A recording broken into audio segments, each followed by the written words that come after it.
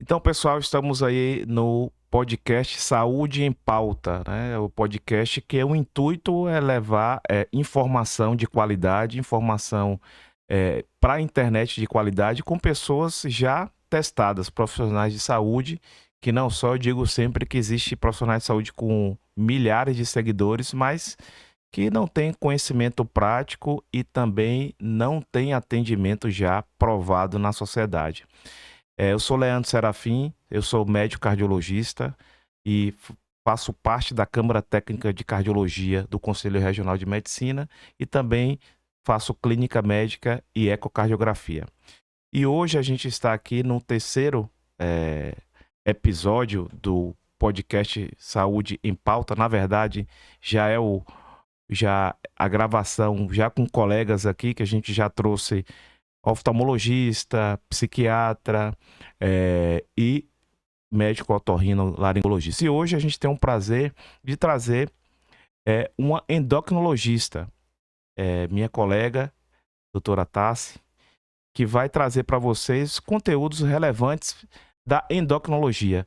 Endocrinologia, pessoal, é uma área que, infelizmente, nos últimos anos, a gente tem visto assim muita informação errada na internet. Profissionais que se dizem endocrinologistas e, na verdade, não têm nenhuma formação na área e acabam trazendo prejuízo à saúde das pessoas. E eu sempre digo que um dos motivos da gente estar colocando conteúdo na internet é que os pacientes chegavam para a gente e com dúvidas, porque viu o doutor Cicrano, Beltrano falando sobre alguma situação, e a gente ia olhar o currículo daquela pessoa e não tinha nenhuma especialidade. Como eu faço parte da Câmara de Técnica de Cardiologia do Conselho de Medicina, a gente tem muita preocupação a trazer profissionais de saúde que de fato sejam especialistas na área.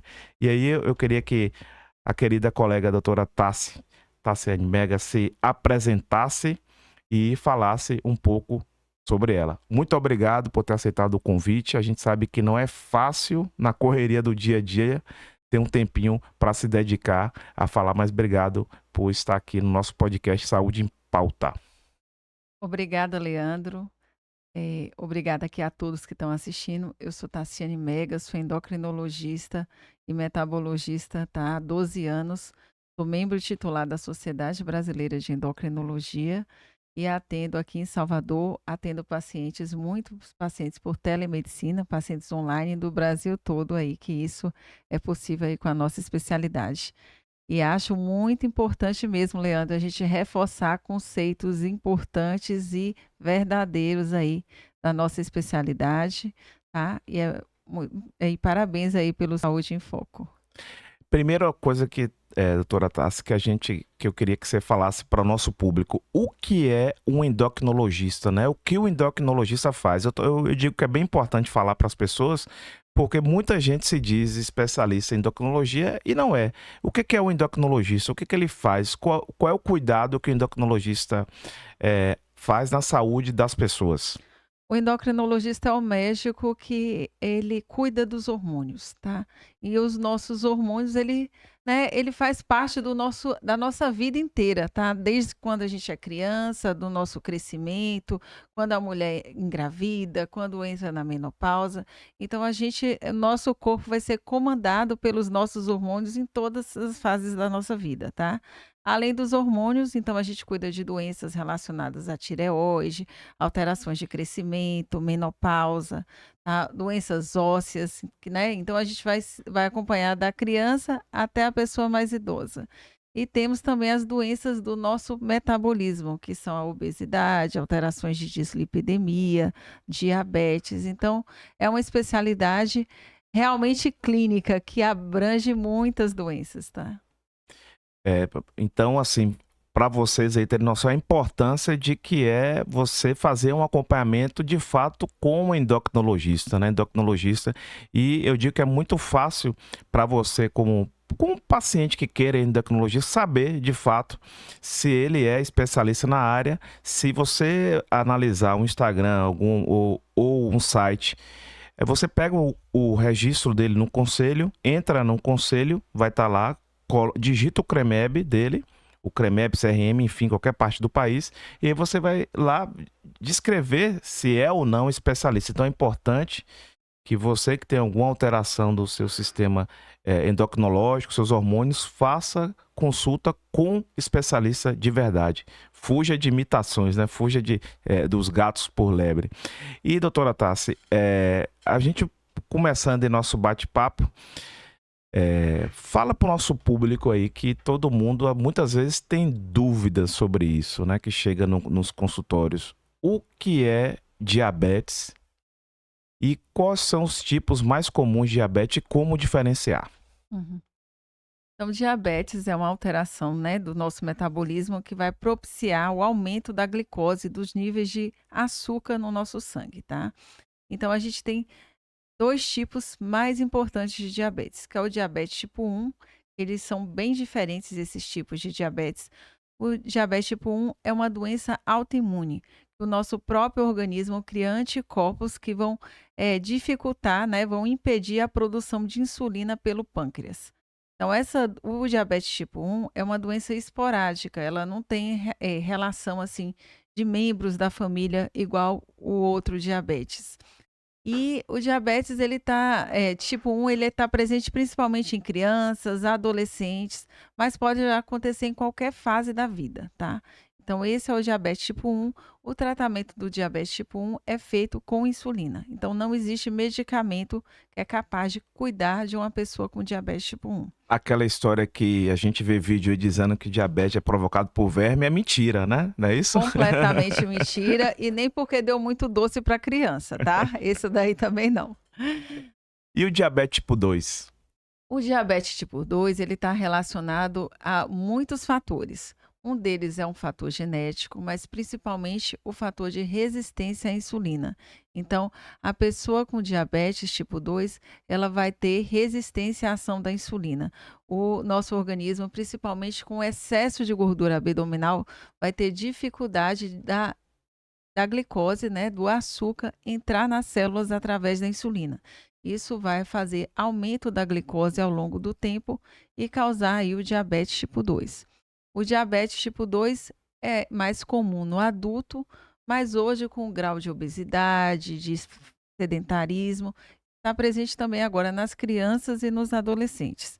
E a gente faz a maior parte do tratamento do diabetes tipo 2 com medicamentos, mas é possível, depois de um tempo aí, fazer associação com insulina. Doutora Tassi, você falou sobre resistência insulínica, né? Explica assim de uma forma simples para nosso público o que seria a resistência insulínica e o que é a insulina no corpo, como é que ela age, por que ela é importante e por que a falta dela dá tantos problemas. A insulina é o hormônio que vai jogar o açúcar do nosso sangue para dentro da célula. Então, ela é importante. A célula precisa da glicose, do açúcar, é como se fosse o combustível para a célula trabalhar. Então, assim, quando existe dificuldade de entrada dessa insulina, né, a gente chama, dentro da célula, a gente chama de resistência à insulina. O que causa mais isso? Essa resistência à insulina, o excesso de gordura corporal, principalmente a gordura localizada na barriga. Então, essa gordura abdominal, esse aumento da circunferência abdominal é a maior causa dessa resistência, essa dificuldade da ação da insulina. Por isso que a gente precisa cuidar tanto do peso. E a resistência à insulina não causa só diabetes, não. Ela é a raiz de várias doenças, pressão alta, problemas no coração, AVC, gordura no fígado. Então, a gente precisa cuidar da causa base, que é a resistência à insulina. Não é, Leandro? É interessante que você disse isso e nem sempre a pessoa precisa ser muito gorda, né? Isso para ter que já aquela barriguinha metabolicamente ruim, né? Existe o falso magro, né? Isso mesmo, aquelas pessoas que nem são tão às vezes a canela fina, não é obesa, mas tem aquela barriguinha, tipo Zeca Pagodinho, mais ou menos. Inclusive, parece que ele até tem diabetes tipo 2. Eu vi que ele usava o Libre. Não é mais ou menos isso? Não precisa ser muito obeso, na verdade, sobre essa gordura aí metabolicamente ruim da barriga. Não precisa ser obeso não, tá? A pessoa que tem um aumento da circunferência abdominal, no caso das mulheres, acima de 88, no caso dos homens, acima de 102, mesmo que tenha um corpo que parece um falso magro, tá? Tem resistência à insulina. A gente precisa avaliar, inclusive, as doenças relacionadas à resistência à insulina. E como você disse, assim, e é fácil, né? Tá no consultório, como faz essa medida aí? Como é que você mede se a pessoa tá com a barriga um pouco maior que você disse da cintura? É medido tranquilo ou a própria pessoa pode fazer? Como é? Me explique pra gente. A gente mede aqui a cintura abdominal nas consultas, né? Até a gente põe nos ossinhos aqui que a gente fala da crista ilíaca e consegue fazer a medida dessa circunferência. É com uma fita simples, assim. É uma medida que as pessoas também podem fazer em casa. Tem muitos pacientes que estão fazendo acompanhamento do peso, até principalmente os que estão fazendo consulta online, que fica medindo, né? E essa medida, então a gente fica bem assim, às vezes muito preocupado com o peso da balança, mas perder essa cintura abdominal, isso é muito importante para a nossa saúde, tá? É, quais são, assim, os sinais que podem a pessoa que está aí nos vendo achar, olha, eu acho que eu estou com diabetes. Existe algum sinal clínico que a pessoa possa perceber que a saúde dela não está bem? Você poderia apontar para a gente se tem algum sintoma de diabetes? Sintomas de diabetes tem, mas a gente não pode ficar só preocupado com os sintomas, porque cerca de 40% das pessoas que têm diabetes não sabem que têm diabetes, tá? Isso é muito sério. Então, por isso que a gente precisa fazer exame de rotina da glicose. Então, os exames de glicemia são indicados, né, uma vez por ano a partir dos 35 anos, para quem não tem fator de risco. Para quem tem fator de risco, pressão alta, obesidade, problemas de colesterol, já teve diabetes gestacional, tem ovário policístico, a gente tem que fazer antes dos 35 anos. Mas vamos lá nos sintomas de diabetes, que são aqueles sintomas clássicos, tá? Beber muita água, urinar muito, né? Acordar de noite para urinar, emagrecimento, visão turva, formigamento nas pernas, tá? Formigamento nos braços, tontura, esses daí são sintomas de diabetes, né? Muita sede, né? São os mais comuns. É interessante que, muitas vezes, isso como você disse, a gente não pode esperar ter sintomas, na verdade, para Uhum. fazer a avaliação. E às vezes a gente, por exemplo, na cardiologia, o paciente já chega com um infarto ou um AVC, e aí ele descobre durante, às vezes, no internamento que tinha diabetes. Por quê? Não fazia nenhum exame de acompanhamento, nunca tinha feito exame de laboratório para ver a glicemia. Às vezes tinha um exame de 5 anos atrás que já tinha uma pré-diabetes. E o que é o pré-diabetes, doutora Tassi? Quais são os critérios de diagnóstico para a gente chegar para o paciente e dizer assim, olha, você está com pré-diabetes. E o que fazer nessa situação? O pré-diabetes já é uma doença estabelecida, tá? O pré-diabetes não é, eu vou ver se eu vou ficar diabético. O pré-diabetes já tem complicações para a saúde que a gente precisa intervir. Então, a melhor hora de intervir é quando a pessoa está com pré-diabetes. Então, não é uma glicosezinha que está alta. Então, a gente precisa valorizar essa questão do pré-diabetes. Então, a glicose os parâmetros para a gente fazer o diagnóstico de pré-diabetes é uma glicemia de jejum, tá? É de 100 até a 125. Essa é a glicemia de jejum. Tem um exame que a gente mede a média da glicose dos últimos 3 meses. Eu falo que é como se fosse o extrato da glicose dos últimos 3 meses. E esse valor, ele tem que ficar de 5,7 até 6,4 para ser diagnóstico, né, de pré-diabetes.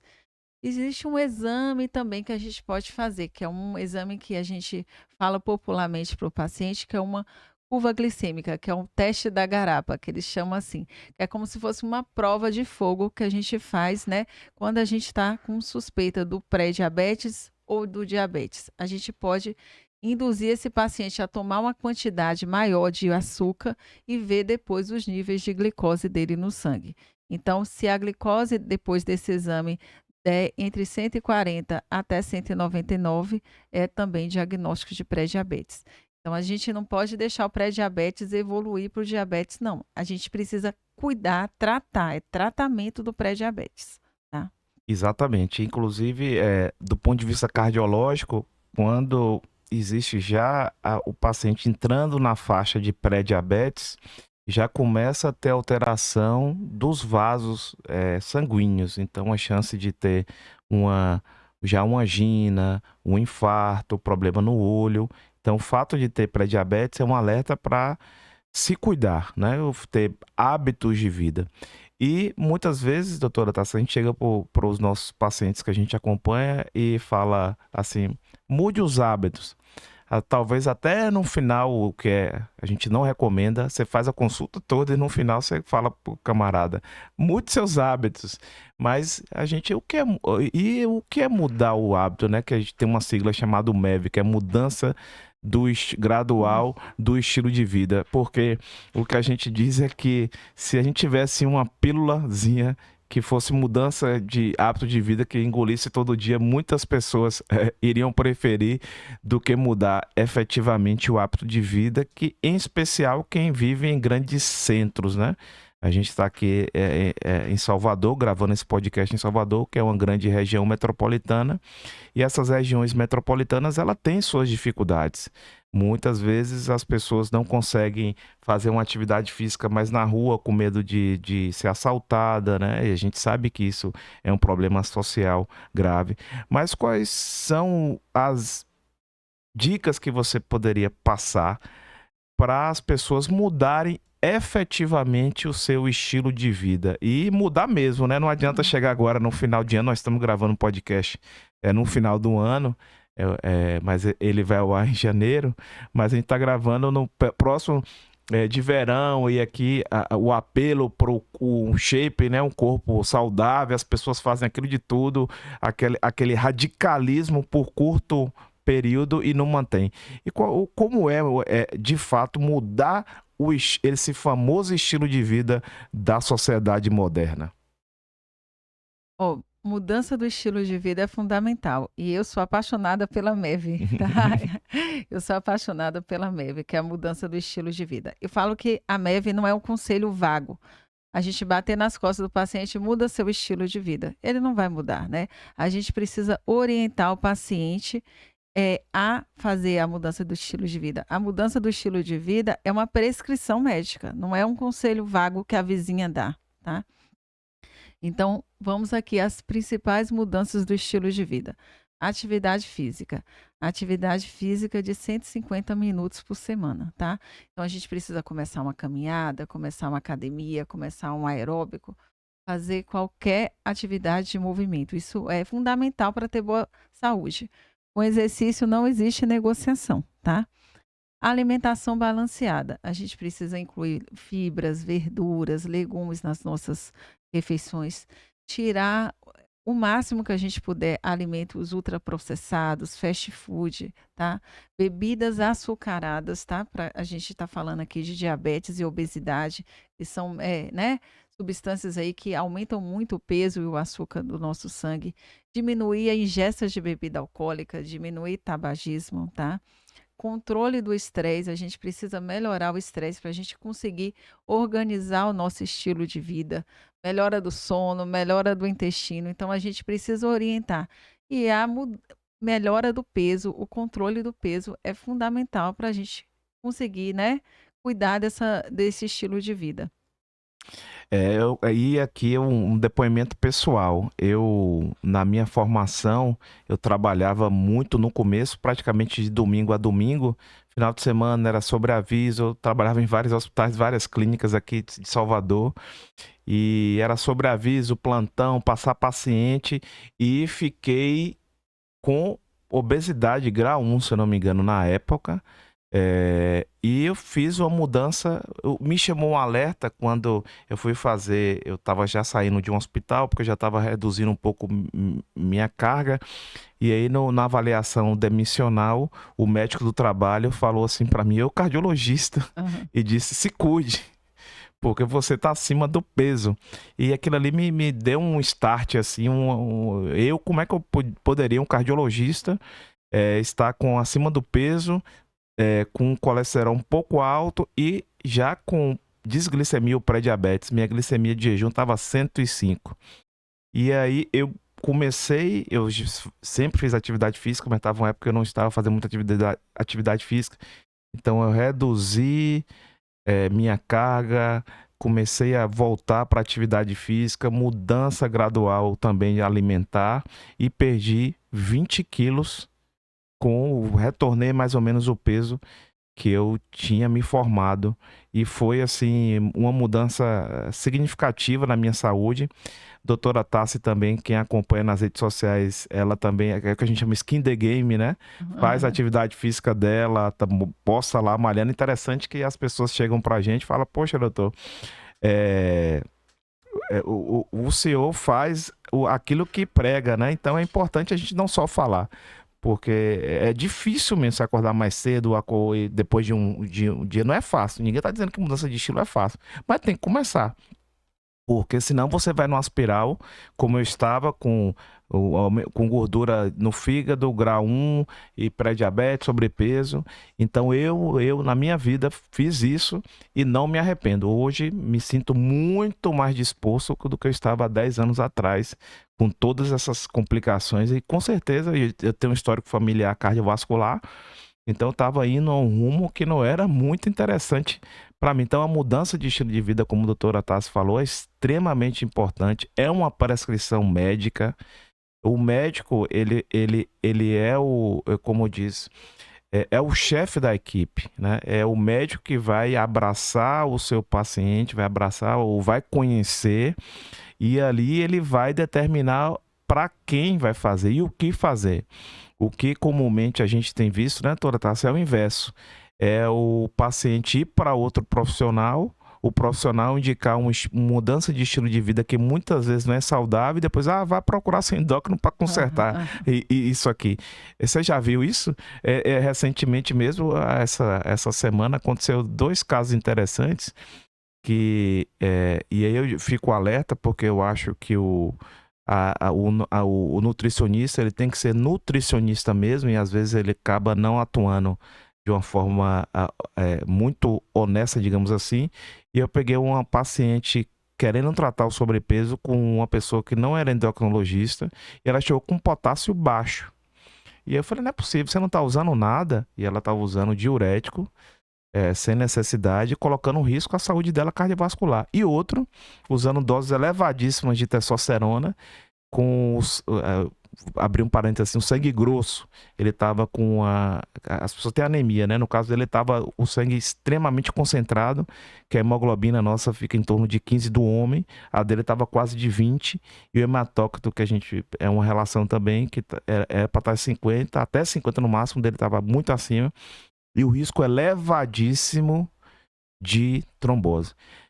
Aí é essa questão polêmica que eu queria perguntar para você. Você vê muito, chega muito no seu consultório, pessoas que fazem terapias alternativas e que levam prejuízo à saúde? Você tem visto isso? Muito, chega demais, tá? Então, assim, o papel de cada um é muito importante. A gente fala bem assim que é uma orquestra, né?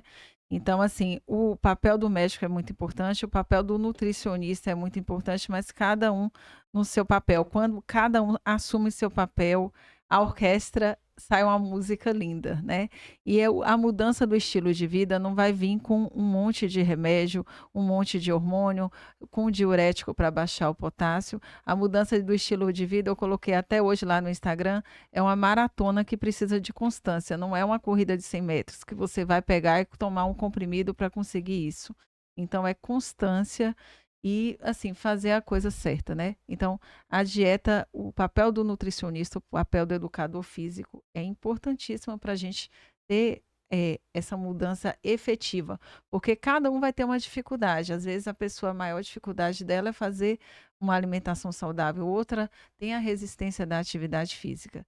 Mas a gente, em conjunto, a gente consegue ajudar e orientar o paciente, tá? Mas com medidas, né, baseadas na ciência, não achismos colocando o paciente em risco.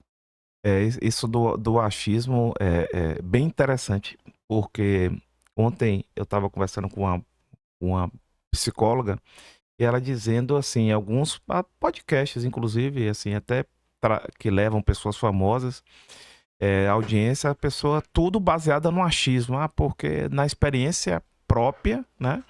E sem basear em evidências. O que é basear em evidências, pessoal? É ter na literatura médica já respaldo, né, doutor Tassi? Quando você fala assim, eu estou aqui agindo conforme baseado em evidências, né? Você faz parte de sociedades médicas, você tira seu título e tudo. E o que é isso baseado em evidências, né? Que muita gente fala. Explica um pouco pro pessoal isso. Baseado em evidência, é baseado em estudos. Antes da gente prescrever, foi feito estudos de segurança, mostrando os benefícios, que tem mais benefícios que malefícios, tá entendendo? Então a gente sabe exatamente o que que vai acontecer e o que não vai acontecer quando a gente passa um medicamento. Aí o paciente, eu tô tendo coceira. A gente vai falar, isso daqui não é desse medicamento, porque a gente sabe a linha, né? A gente tem a linha de raciocínio toda desse medicamento, né? A gente sabe o que que é, o que não é, o que pode dar, o que não pode dar, o que vai interagir com as outras doenças, o que não vai interagir com as outras doenças. Então, a gente tem base, a gente tem segurança de prescrever. Diferente da opinião pessoal, que você não tem essa segurança, você não sabe para que norte vai, tá?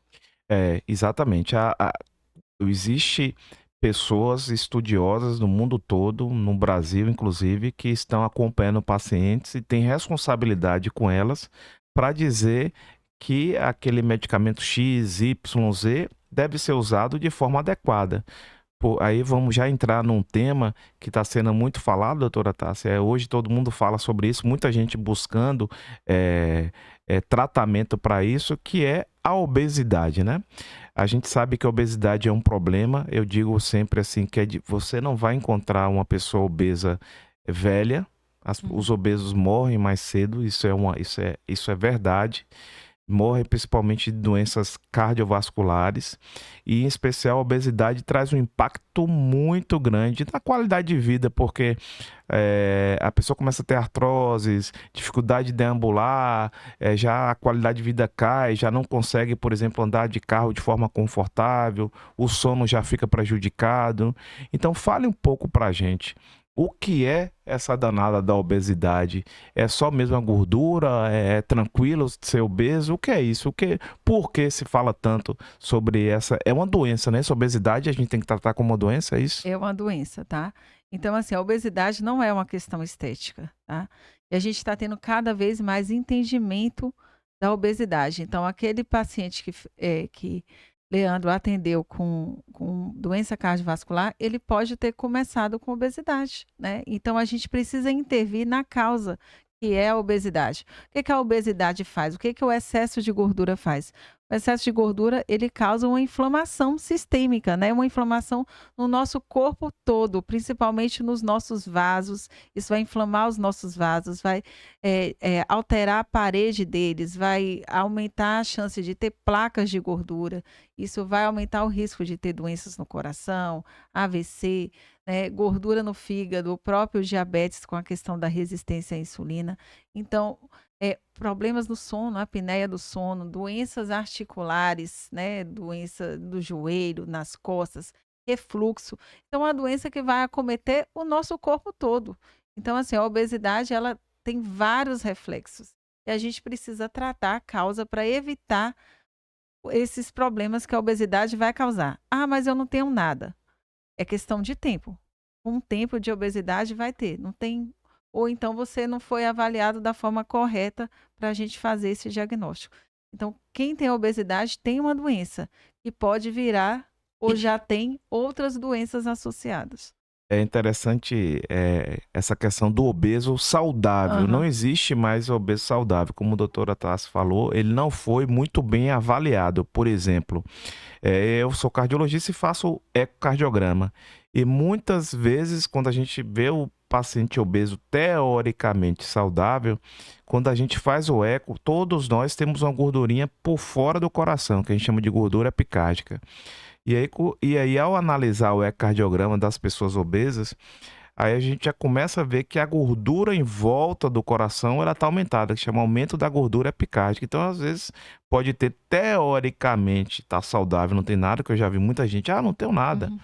E você já tem aumento da gordura em volta do coração, muito fácil de avaliar no ecocardiograma, não tem nenhum bicho de sete cabeças. E essa gordura que está em volta do coração, ela começa já a prejudicar as coronárias. Então, o sobrepeso, como a doutora Tassi falou, gera uma catástrofe. Na verdade, a obesidade é catástrofe para o sistema cardiovascular como um todo. E a gente precisa abordar de forma séria, Aham. pessoal, muito séria.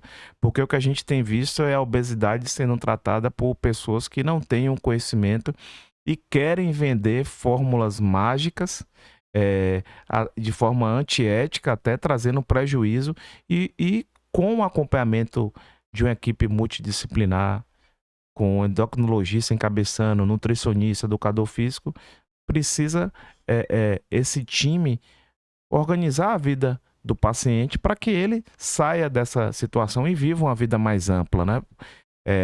O paciente às vezes começa a ser, existe até um estigma, né, doutora Tassi? Que as pessoas elas têm vergonha, muitas vezes até de serem abordadas sobre o peso, e até médicos não abordam. Na verdade, que a obesidade, muita gente acaba não comentando no consultório, muitos médicos não propõem tratar o paciente, a gente vê os pacientes rodando e ninguém falou sobre essa questão da obesidade e a necessidade de procurar um endocrinologista. Existe muito estigma da obesidade. Então, assim, a obesidade ainda é uma questão que a pessoa joga a responsabilidade da doença para quem está doente. Então, a responsabilidade é da pessoa que está com obesidade, né? É igual eu pegar e falar bem assim, para uma pessoa que tem miopia, falar, foi culpa sua, você que tem miopia porque você quer. Então, a obesidade não é um desejo da pessoa, ninguém quer ter obesidade. São fatores genéticos, né? É, fatores genéticos, familiares, ambiente. São vários fatores que vão causar a obesidade, tá? E a gente precisa cuidar desse paciente. Também é outro paciente que não precisa de um conselho vago, tá? Vai fazer exercício, vai fazer uma dieta, precisa de uma orientação. Se você não sabe o que fazer com um paciente com obesidade, encaminhe para o endocrinologista, que aí a gente vai cuidar desse paciente, tá? Então, assim, não deixa o paciente sem cuidado, porque esses pacientes, eles assumem essa autorresponsabilidade que é culpa deles, eles demoram mais de 6 anos para procurar um atendimento médico quando começa um quadro de obesidade. Então, eles vão chegar já com obesidade com outros problemas já complicados. Então, a gente precisa acolher esse paciente e tratar. Tratar o excesso de peso, tá? É prevenir outras doenças, prevenir doenças no coração, prevenir o comprometimento da vida dessa pessoa, tá? E até a sobrevida dela, como o Leandro falou. E a gente deve falar, né? Se você nesse momento está ouvindo a gente e tem obesidade, procure um acompanhamento médico, procure um acompanhamento com um especialista que tenha prática de tratar a obesidade. Como a obesidade é uma doença crônica, você não vai parar em uma clínica, deixar 10, 20 mil reais e ali vai resolver seu problema. Não é isso. Uhum. Se você está passando por essa situação e for em uma clínica onde você vai praticamente vender um que a gente chama um rim para tratar a sua obesidade, você está correndo um risco grave à sua saúde, e é algo que a gente tem visto no dia a dia. E só que essa situação da obesidade, ela é uma doença crônica, né? A doença crônica significa que ela não tem cura, tem controle, né, doutora Tássia? Esse alerta aí, que é importante, que eu queria que você falasse também sobre isso. Então, tem controle. Então, a gente está muito falando sobre o tratamento da obesidade como doença, tá? Então, não é você tomar um remédio para emagrecer. é um remédio para tratar a obesidade, porque a gente tem noção de que isso não é uma coisa que você vai fazer 1 mês, 2 meses. Você vai precisar fazer essa perda de peso, tá? Vai precisar fazer a manutenção do peso. Por quê? Porque como é uma doença crônica, a tendência dela é voltar. Então, assim, a gente não pode fazer um tratamento a curto prazo. A gente tem que ter um entendimento que é uma doença igual pressão alta, igual diabetes, que vai precisar de um acompanhamento crônico e que não são medidas milagrosas que vai controlar o peso, tá? Essa é a questão da maratona, é a constância que vai fazer você ter um peso mais saudável. Não é deixar todo mundo magro, é em busca, né? É buscar um peso que te ofereça saúde e qualidade de vida. E a medicina, eu digo sempre que ela evoluiu muito e tem evoluído bastante nos últimos anos, né? Várias especialidades têm mostrado que cada ano que passa, e a tendência é que cada ano realmente traga cada vez mais medicamentos, terapias que vão ajudar a saúde da pessoa. E sobre a obesidade, o que que a gente tem de tratamento, né? Como é que é esse tratamento de fato da obesidade, como eu falei. E o alerta para vocês, fujam de alguém, de clínicas que vai te cobrar 10, 20, 30 mil por um período e achar que você vai tratar a sua saúde ali, que não vai, né? Existem tratamentos sérios, são tratamentos crônicos, que deve fazer acompanhamento. E qual é, doutora Tássia, esses tratamentos para a obesidade? O que que a gente tem hoje de ferramenta na mão para ser usado para apoiar e cuidar dos nossos pacientes? Então a gente tinha tratamentos antigos que tinham uma perda de peso, ofereciam uma perda de peso muito baixa, né, que geralmente era 5% da perda de peso, até no máximo 8%. Nos últimos 10 anos, a gente vem ganhando entendimento de obesidade como doença e teve melhora também das medicações para o tratamento da obesidade. Então, assim, a base do tratamento da obesidade é a mudança do estilo de vida. Ah, mas é muito complicado você colocar isso para o paciente sozinho. A partir do momento que o paciente tem obesidade, existem mecanismos, né? O nosso organismo, ele cria adaptações que preservam a gordura, tá? Então, eu falo bem assim que engordar é fisiológico, emagrecer é antifisiológico. A gente vai ter que brigar pela fisiologia do corpo. Então, a gente precisa ajudar esse paciente, né, nesse controle do peso, no controle da saciedade, no controle da fome emocional. Então, a gente tem medicamentos hoje que faz isso. Os medicamentos para obesidade, eles já sofreram muito preconceito, então tem muito paciente resistente ao uso da medicação, tá? Do mesmo jeito que tem muito paciente resistente, tem muita gente usando sem indicação. Então a gente precisa aí ter mão com o tratamento da obesidade. Mas a partir do momento que a pessoa tem obesidade, ela já tem indicação de fazer terapia medicamentosa, tá? E aí a terapia com medicamento depende muito do padrão alimentar, do que está causando esse ganho de peso para essa pessoa, né? Se ela come muito, muita quantidade, que a gente fala padrão hiperfágico, se ela desconta a ansiedade na comida, né? Se ela tem esses dois problemas associados, então precisa de um entendimento completo como doença para a gente passar o melhor tratamento para essa pessoa aí que sofre com obesidade. Não é tudo igual, né? A fome, a gente costuma dizer, não é isso? Não é todo mundo que tem o mesmo padrão alimentar. Às vezes tem um beliscador, tem um que assalta a geladeira, né, de madrugada, e para cada um tem um tratamento específico, né?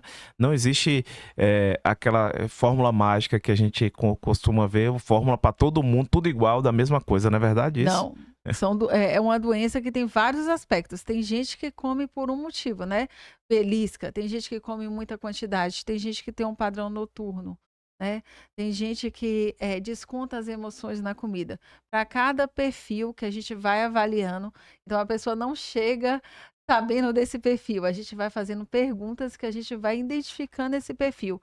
Quando a gente trata o padrão alimentar, a gente é mais assertivo no tratamento de perda de peso, e essa perda de peso tende a ser mais duradoura. Por quê? Porque a gente está tratando o que realmente está causando a obesidade. O paciente está tratando a causa, ele não está sendo emagrecido, né?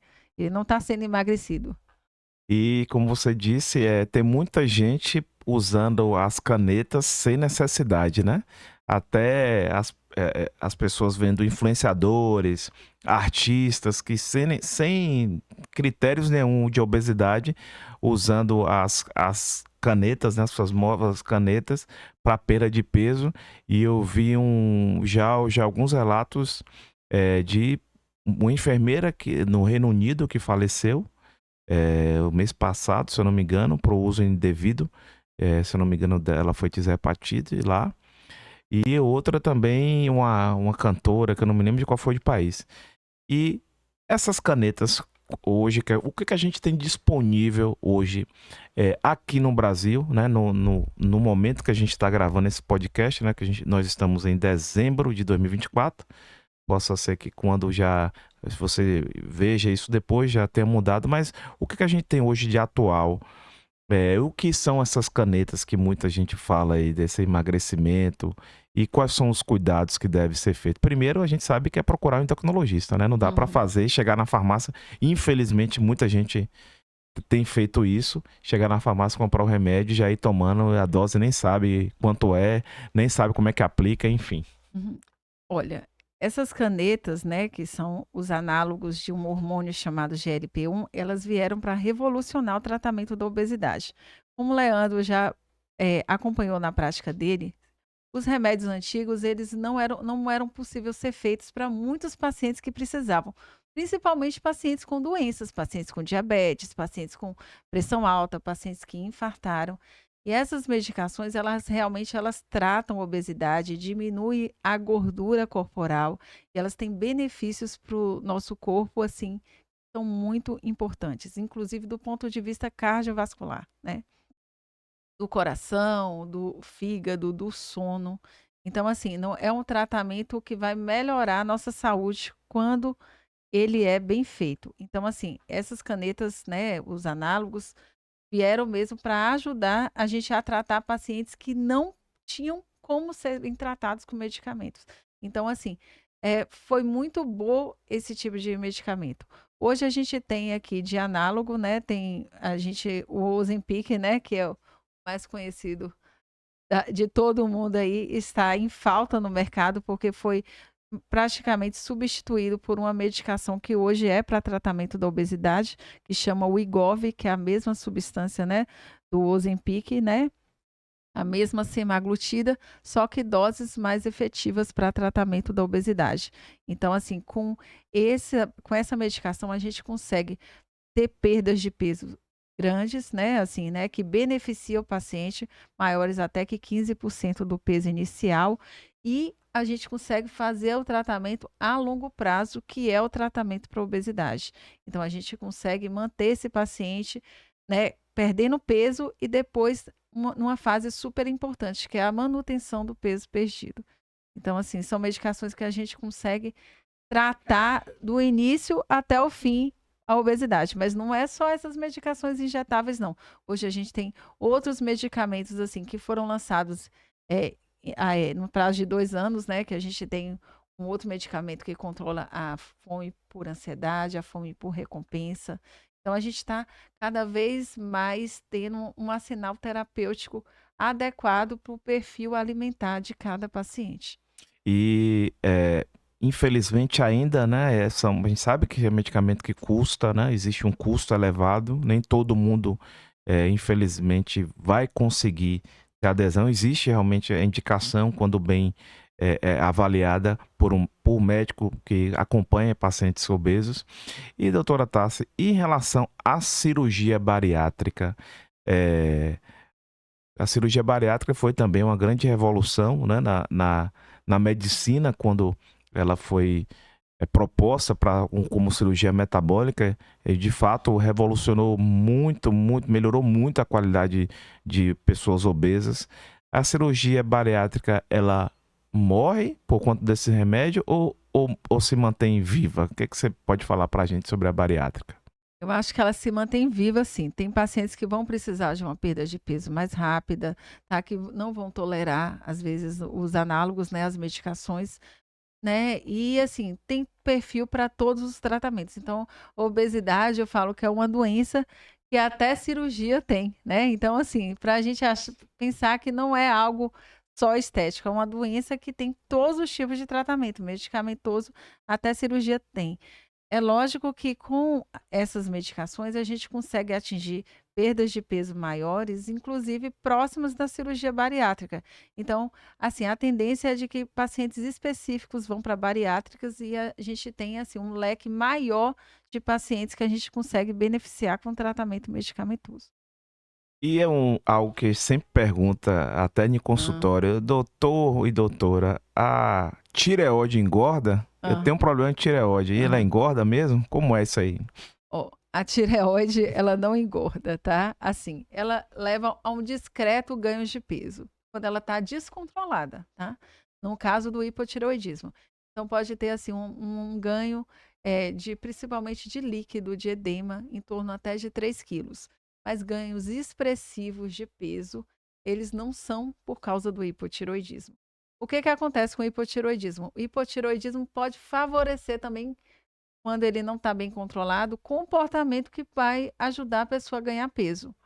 Pode indiretamente ganhar. Por exemplo, a pessoa com hipotireoidismo mal controlado pode ficar mais cansada, mais sonolenta, mais indisposta. Isso pode favorecer um comportamento sedentário, pode ajudar no ganho de peso. Mas falar que a tireoide fez a pessoa ganhar 10 quilos, 20 quilos, não, tá? Então, hoje, esses dias eu até atendi uma paciente que tinha essa impressão que tinha sido da tireoide. Mas eu falo que a gente coloca muito nas costas da tireoide um estilo de vida ruim, né? Então, assim, a tireoide não vai poder fazer muita coisa se a gente não tem um hábito de vida saudável, né? Se a gente está muito estressado, sem fazer atividade física, sem cuidar do peso. Então, como é que a tireoide vai melhorar o nosso metabolismo sozinha? Ela precisa desse time aí para poder trabalhar, tá? Então, Aham, pessoal, não culpem a sua pobre tireoide, ela tá aí para te ajudar, não aham, é, não é, ela não é o problema de seu estilo de vida, como a gente disse ao longo aqui desse podcast, que a endocrinologia ele é um tema extremamente vasto, né? A doutora Tassi já conversei com ela, que com certeza ela vai voltar também para vários temas da endocrinologia que a gente precisa falar, então hoje a gente passeou aí pelo diabetes, né, que é o aumento do açúcar no sangue, as causas de diabetes, como a doutora Tassi falou, e estamos conversando agora sobre obesidade, e obesidade, diabetes, doença cardiovascular, é do dia a dia de todo médico, é do dia a dia do brasileiro.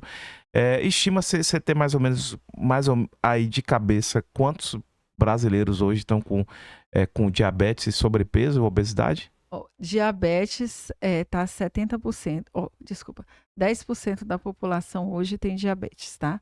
90% diabetes tipo 2, né? 10% desses pacientes com diabetes tipo 1. Em relação a sobrepeso, tá? Sobrepeso já temos aí 60% da população, 60 a 65% da população com sobrepeso e obesidade, tá? Então, 30% da população já com obesidade.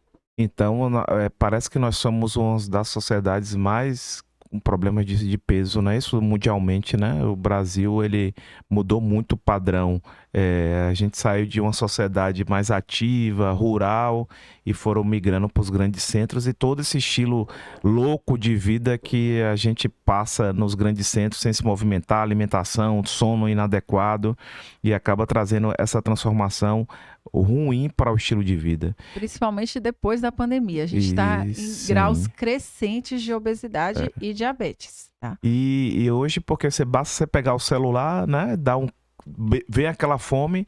Durante a pandemia, uma paciente que eu acompanho, ela ganhou 20 quilos, mais que 25 quilos, se eu não me engano, porque ela ficou compulsiva em torta no iFood. Ela Hum. clicava, clicava, clicava. Aí eu falei, a primeira coisa que você tem que fazer é desinstalar o iFood, porque ela precisava realmente sair desse link, então ela ficava estressada com aquele, né, eu digo que, igual como a gente falou no podcast com a doutora Sandra Peu, que é psiquiatra, a pandemia de fato foi muito devastadora para vários pontos, né?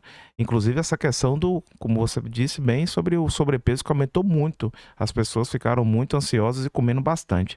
E o que fazer? Qual é o tipo existe algum exercício que você recomenda para que seja melhor do ponto de vista metabólico, para controlar o diabetes?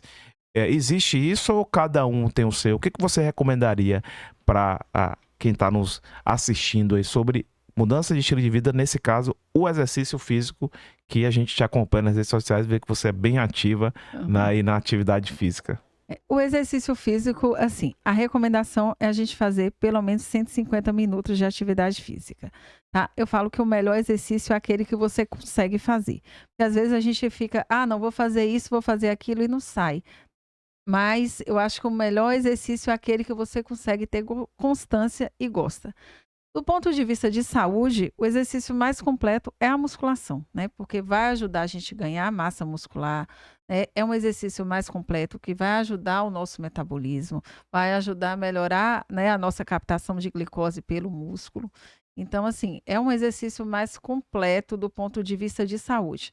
Mas todo movimento é válido. Então, vai caminhar com seu cachorro, vai fazer uma caminhada na praia, vai fazer uma dança no aplicativo. O importante é você fazer pelo menos esses 150 minutos, tá? É o que a gente diz, né? O feito é o melhor que o perfeito. Não queira sair do sedentarismo para ir para maratonista ou fazer uma bike não sei quantos quilômetros, não. Lembrem lá daquela época da pandemia que as pessoas faziam qualquer tipo de exercício em casa, viam vídeos e assim, facilite o exercício físico. Não pense, eu vou me matricular na academia, a academia fica. Não, faça alguma coisa em casa, como a doutora Tassi disse brilhantemente.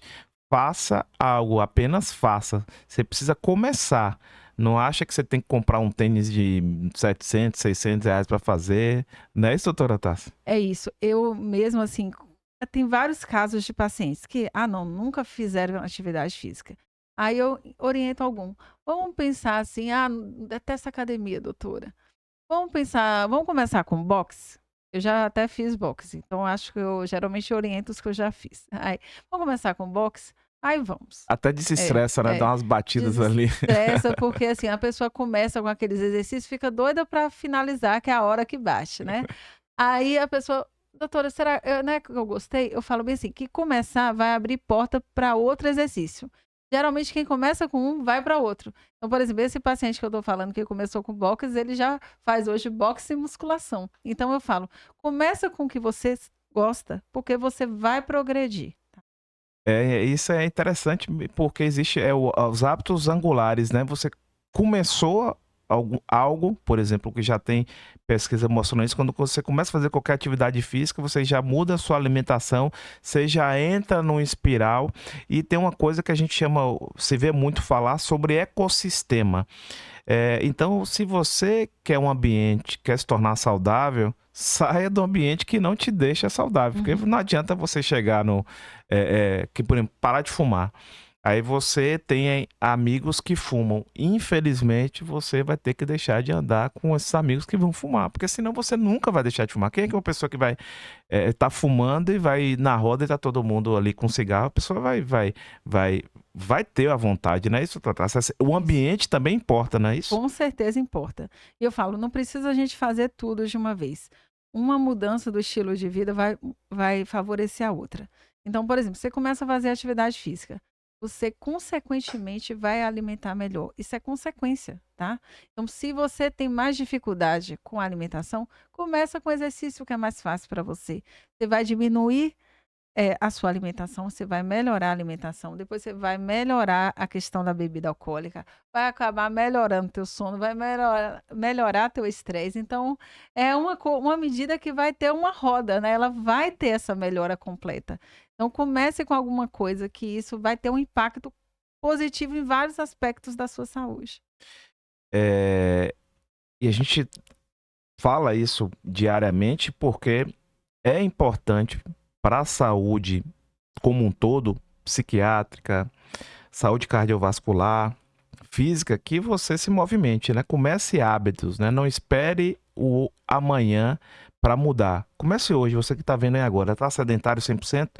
faça alguma coisa, faça um alongamento, bote uma roupa de academia. Você pode até ficar em casa, mas só você colocar aquela roupa, seu cérebro já vai começar a raciocinar que ele precisa fazer algum movimento, um alongamento, o que seja.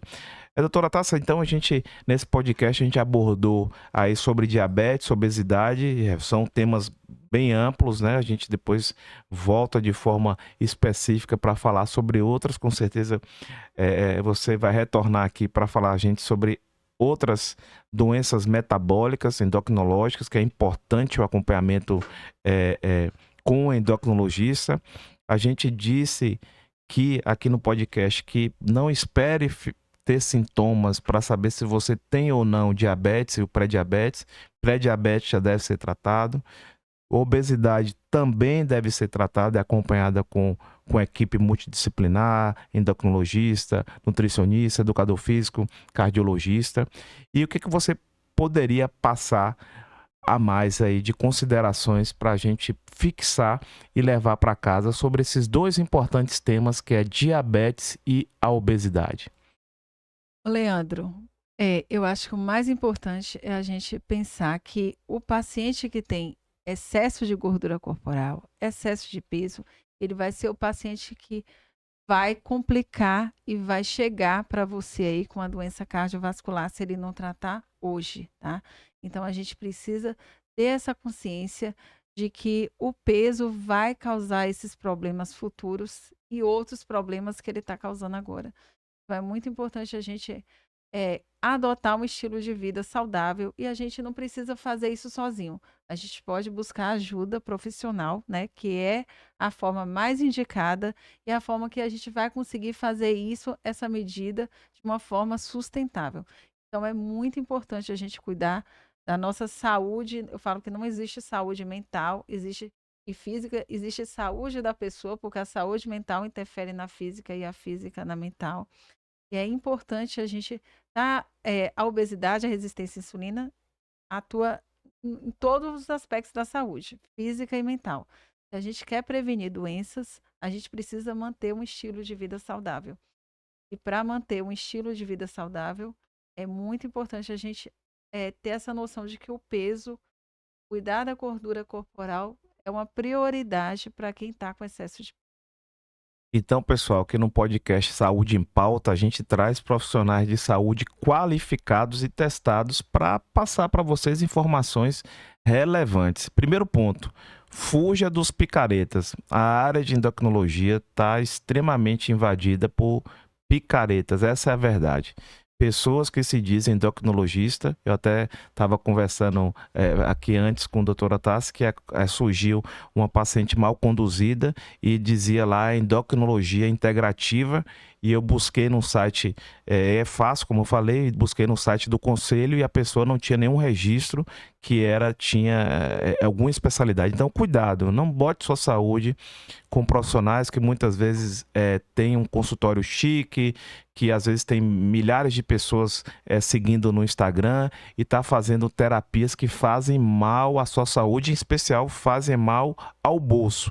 Acompanhe profissionais sérios e aqui eu dou aqui essa dica de acompanhar a doutora Tassi.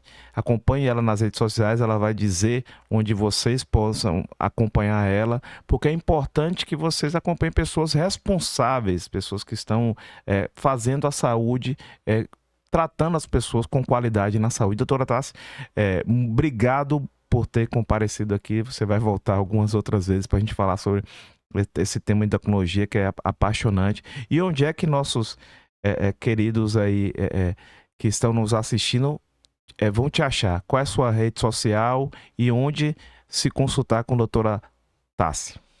Obrigada, Leandro. Obrigada a você aí que está assistindo. Eu faço atendimentos aqui em Salvador, presencial, tá? No bairro do Itaigara. Vocês podem me encontrar na rede social, que é o Instagram, arroba, né, doutora Tassiane Mega. Lá eu sempre estou falando dicas de endocrinologia, falo muito sobre mudança do estilo de vida que a gente está falando aqui e sobre, né, cuidar de um peso saudável. Não é emagrecer só, é ter um peso de qualidade, tá? Faço também atendimentos online aí que eu presto para todo o Brasil. Então, foi um prazer falar de endocrinologia. Endocrinologia e cardiologia são áreas irmãs, são os mesmos pacientes, né? São as mesmas pessoas que a gente pode ajudar. E é muito bom passar informação de qualidade. A internet veio também para isso. Hoje vocês têm acesso aí a informações, né? Com profissionais de qualidade, igual o Leandro, né? Tá aqui e trazendo colegas aqui tão renomados. Obrigado novamente, doutora Tassi, por ter aceitado esse convite. Pessoal que está aí assistindo a gente, muito obrigado por ter acompanhado até o momento. Cuide de sua saúde. O nosso próximo podcast a gente vai conversar com um colega coloproctologista, então assistam também o nosso próximo podcast, que é o podcast Saúde em Pauta. Obrigado por ter passado esses minutos com a gente. Até breve e estaremos sempre aqui e nas nossas redes sociais. Da minha rede social é Dr. Leandro Serafim, que também coloco lá conteúdos de saúde para vocês. Até mais e muito obrigado. Tchau.